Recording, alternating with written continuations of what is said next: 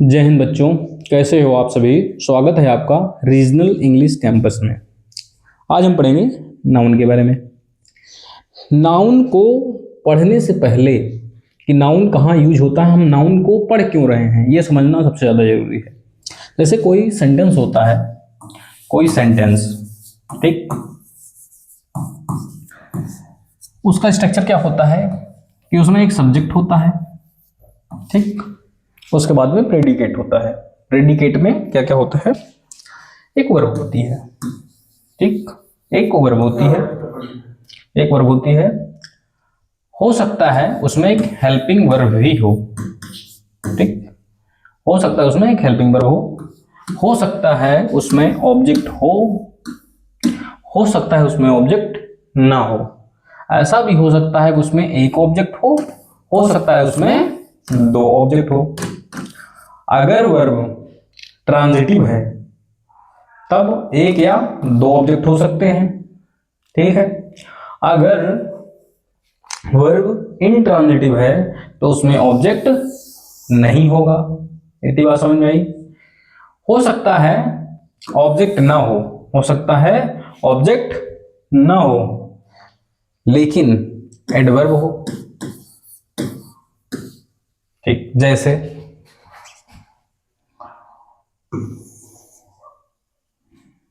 She is dancing in the room, ठीक है। सी subject है, इज डांसिंग वर्ब है, सी सब्जेक्ट है, इज डांसिंग वर्ब है, in the room in preposition है, द रूम उस प्रेपोजिशन का ऑब्जेक्ट है, ठीक है। सी को हटाकर हम किसी का नाम भी लिख सकते हैं, जैसे शीता, ठीक। मैं लिख सकता हूं दूसरा नाउन स्टूडेंट, मैं लिख सकता हूं स्टूडेंट्स, ठीक। मतलब अगर हम सब्जेक्ट बदलेंगे, जैसे स्टूडेंट किया तब इज करेक्ट है, सीता किया तब इज करेक्ट है, लेकिन अगर हम स्टूडेंट्स लिख दें तब ये जो वर्ब लिखी हुई है आपकी हेल्पिंग वर्ब, ये गलत हो जाएगी। स्टूडेंट्स के साथ में आर आएगा। एक होता है सब्जेक्ट वर्ब एग्रीमेंट। जो सब्जेक्ट वर्ब एग्रीमेंट टॉपिक होता है वह नाउन ही होता है, नाउन का ही टॉपिक होता है। अगर आपको यह समझ में आ जाए कि जो नाउन है वो हमारा कैसा है, सिंगुलर है, प्लूरल है, उसी हिसाब से हमारी वर्ब आती है।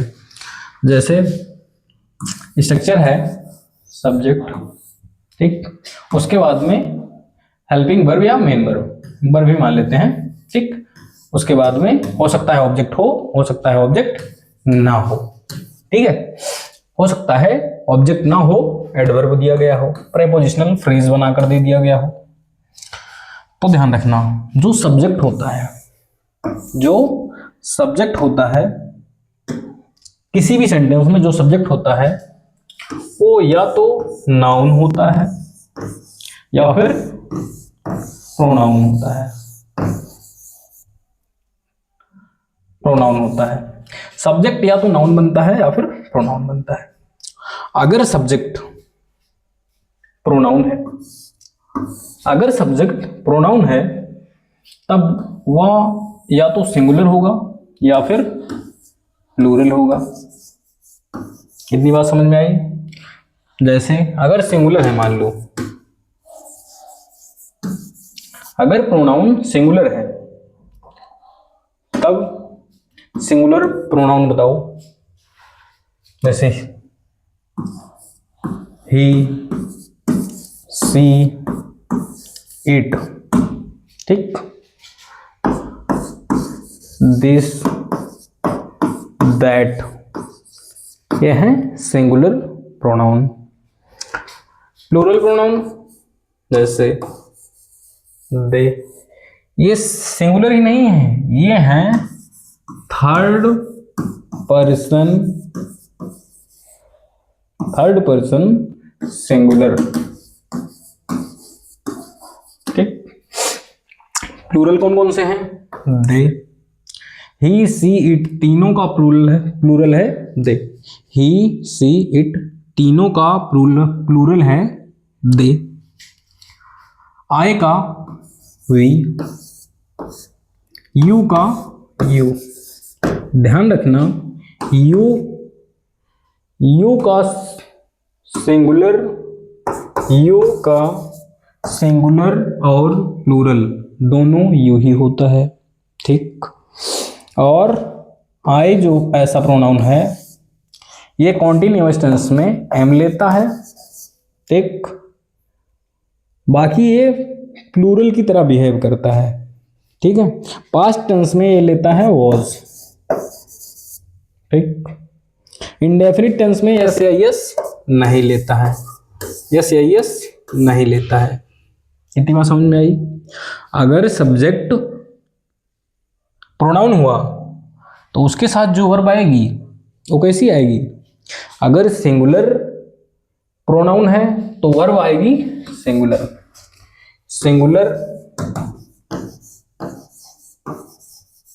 सब्जेक्ट के लिए सिंगुलर वर्ब।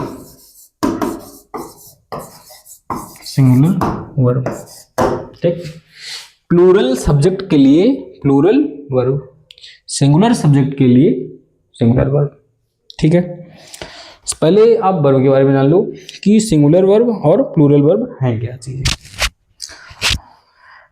जैसे बी का फॉर्म बताएं, अगर बी का, ठीक, बी एक बेस फॉर्म है, बी एक बेस फॉर्म है जिसका फर्स्ट फॉर्म क्या होता है बताइए? बी का first form, second form, third form, ING form. Be का जो फर्स्ट फॉर्म है वो है इज, एम और आर। बी का फर्स्ट फॉर्म है is, am, are. Second form was, were. ठीक, third form been, fourth form मतलब आईएनजी फॉर्म बीइंग। ठीक है, इतनी बात समझ में आई? अभी तो मैंने समझाया ही नहीं, अभी बस इसके फॉर्म बताओ।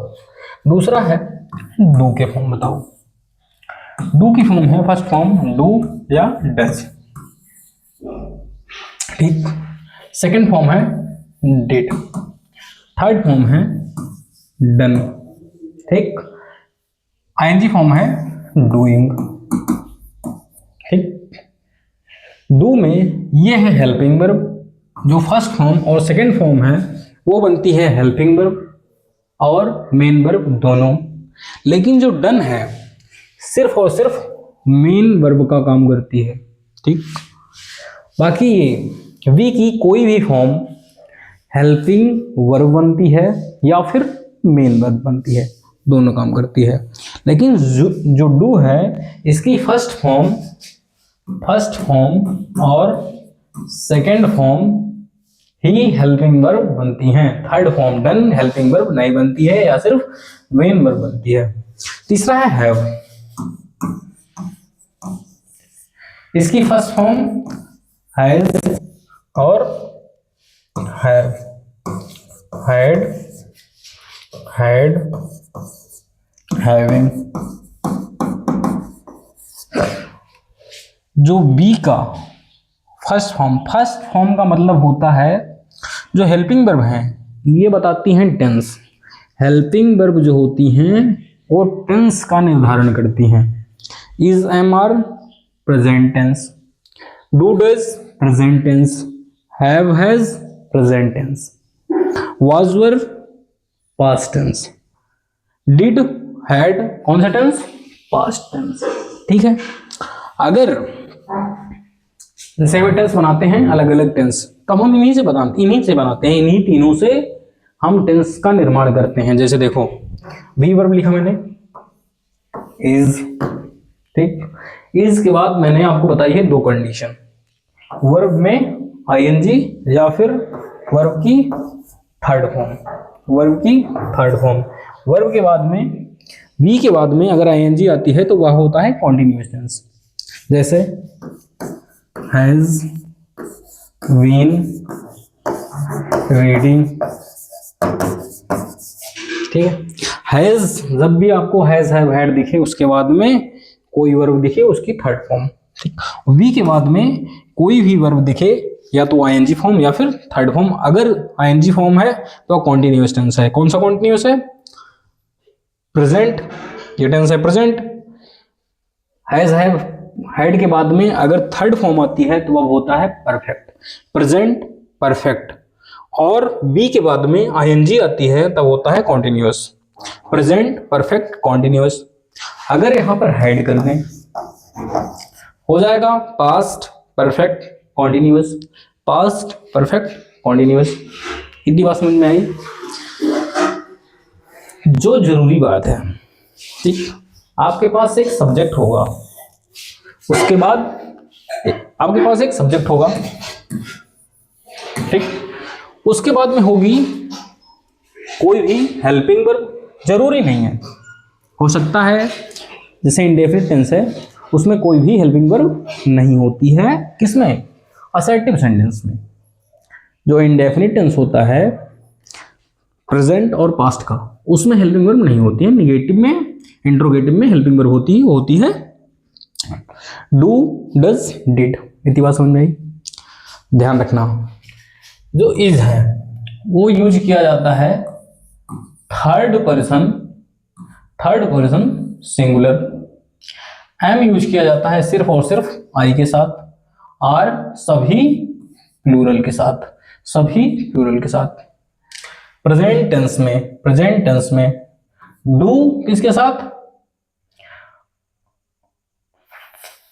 जितने भी प्लूरल हैं, ठीक, जितने भी प्लूरल हैं। और किनके साथ? आई के साथ। और किसके साथ? यू के साथ, ठीक। Does third person singular, third person singular. Has किसके साथ? Third person singular. हैव किसके साथ? बाकी बचे हुए सभी के साथ हैव। वॉज सिंगुलर के साथ, सभी सिंगुलर के साथ, यू को छोड़ करके, सभी सिंगुलर के साथ में यू को छोड़ करके, क्योंकि यू के साथ हमेशा वर्ब का यूज किया जाता है और यू सिंगुलर और प्लूरल दोनों होता है, ठीक। बाकी सबके साथ, बाकी प्लूरल के साथ में वर्ब का यूज करते हैं। इतनी बात समझ में आई? आ गई, ठीक है। अभी हमने नाउन शुरू नहीं किया, अभी हमने बेसिक शुरुआत की है। अब सुनो, मेन फंडा सुनना है। हमने बताया कि सब्जेक्ट है, यहीं पे बताया ना। जो सब्जेक्ट होता है वो नाउन होता है या फिर प्रोनाउन होता है। प्रोनाउन के बारे में मैंने बता दिया, ठीक। अगर प्रोनाउन थर्ड पर्सन सिंगुलर है तो वर्ब आएगी सिंगुलर। अगर प्रोनाउन प्लूरल है तो वर्ब आएगी प्लूरल। ठीक वैसे ही अगर नाउन आता है, अगर सेंटेंस में सब्जेक्ट के रूप में नाउन आता है, ठीक, नाउन आता है, तब वह भी या तो वो काउंटेबल होगा, ठीक, काउंटेबल होगा, या फिर अनकाउंटेबल होगा, अनकाउंटेबल होगा। नाउन या तो काउंटेबल होगा या फिर अनकाउंटेबल होगा, ठीक। अगर नाउन काउंटेबल है, अगर नाउन काउंटेबल है तो या तो वो सिंगुलर होगा, ठीक, या तो ये प्लूरल होगा, ठीक। अगर अनकाउंटेबल है, अगर नाउन अनकाउंटेबल है तो उनके साथ जो वर्ब यूज की जाती है वो यूज की जाती है सिंगुलर वर्ब, सिंगुलर वर्ब। कितनी बात समझ में आई?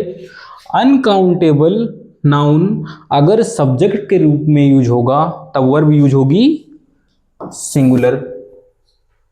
वैसे शुगर इज, शुगर आर नहीं, sugar is, rice is, rice are नहीं। ठीक है, जितने भी अनकाउंटेबल नाउन सब्जेक्ट बन के आएंगे उनके लिए जो वर्ब यूज होगी वो होगी सिंगुलर वर्ब। बात समझ में आई? अगला, जो काउंटेबल नाउन सिंगुलर होगा उनके साथ यूज की जाएगी singular verb. Singular subject, singular verb, plural subject, plural verb. अगर नाउन प्लूरल होगा तो वर्ब भी प्लूरल होगी, अगर नाउन सिंगुलर होगा तो वर्ब भी सिंगुलर होगी। ठीक है, नहीं समझे अभी? एग्जाम्पल की मदद से समझो। जैसे बॉय लिखा मैंने, सिंगुलर है या फिर प्लूरल? प्लूरल है, ये है सिंगुलर। कैसा है नाउन? सिंगुलर। प्लूरल कैसे बनाएंगे? बॉयज। ठीक, ये नाउन है, ये भी नाउन है, ये है प्लूरल, ये है सिंगुलर। अगर ये सब्जेक्ट बन के आएगा, ये सब्जेक्ट बनकर आएगा, काउंटेबल है। जितने भी नाउन काउंटेबल है, जितने भी नाउन काउंटेबल हैं उन्हीं का सिंगुलर और प्लूरल बनता है। अनकाउंटेबल का सिंगुलर प्लूरल नहीं बनता है, जनरली ऐसा होता है, लेकिन कुछ एक्सेप्शंस भी हैं। ठीक है, जो तुम्हारे एग्जाम में आते हैं, हमें पढ़ना है एक्सेप्शन के बारे में। ठीक, एक्सेप्शन। ठीक है, कुछ नाउन ऐसे हैं जो सिंगुलर हैं, दिखने में लगेंगे आपको सिंगुलर, लेकिन उनके साथ जो वर्ब प्रयोग होगी वो होगी प्लूरल। दिखने में सिंगुलर दिखेंगे लेकिन वो होंगे प्लूरल। कुछ नाउन ऐसे होंगे, कुछ नाउन ऐसे होंगे जिनका प्रयोग, जिनका नाम वही होगा। ठीक, जैसे फिश हो गया, फिश एक प्रोनाउन है, फिश एक नाउन है, फिश एक नाउन है, इसका सिंगुलर और प्लूरल दोनों सेम होता है। फिशेस भी होता है लेकिन वो मछलियों की कैटेगरी को निर्धारित करने के लिए यूज किया जाता है कि उसमें हो सकता है कई प्रजातियां पाई जा रही हों मछलियों में, तब यूज करते हैं फिशेस का। बाकी फिश का सिंगुलर और प्लूरल दोनों फॉर्म सेम होता है। तब हमें ये जानना है कि कब हम फिश के साथ में सिंगुलर वर्ब लगाएंगे, कब हम फिश के साथ में प्लूरल वर्ब लगाएंगे। नाउन चैप्टर में हमें यही पढ़ना है कि कब हम वर्ब के साथ में कब हम सब्जेक्ट के साथ में, मतलब नाउन के साथ में हम कैसी वर्ब लगाएं, सिंगुलर या फिर plural.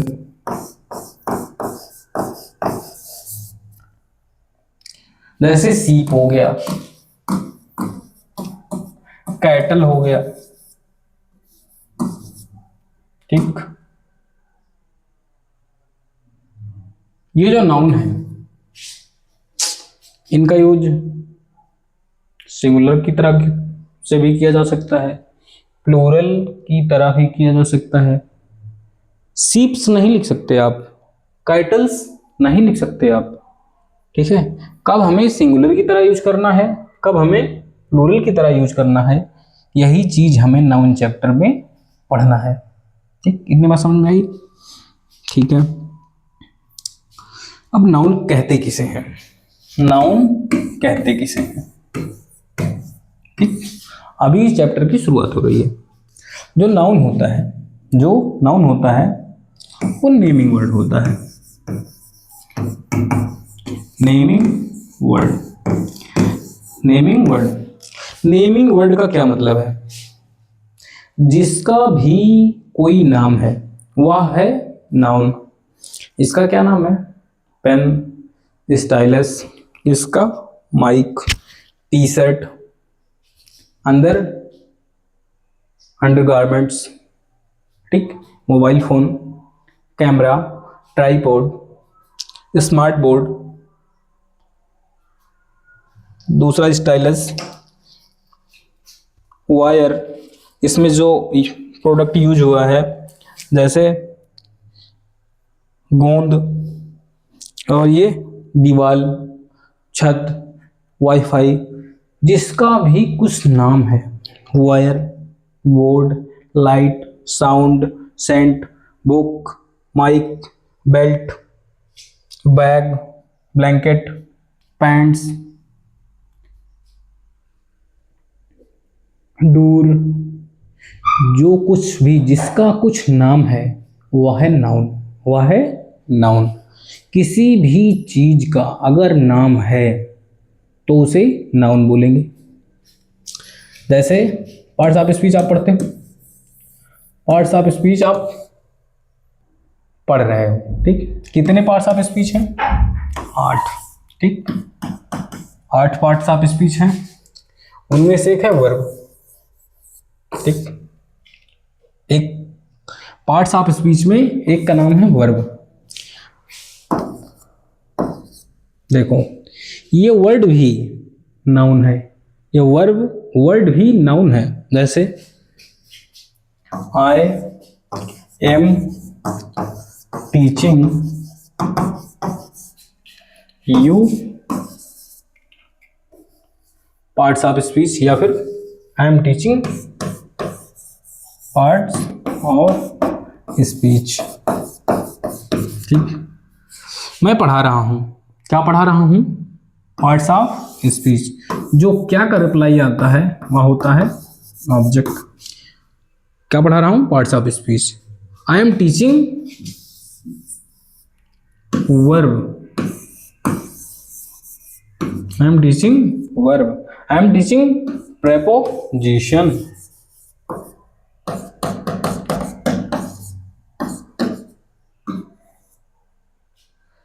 I am teaching preposition. Preposition एक चैप्टर का नाम है और यह एक नाउन है।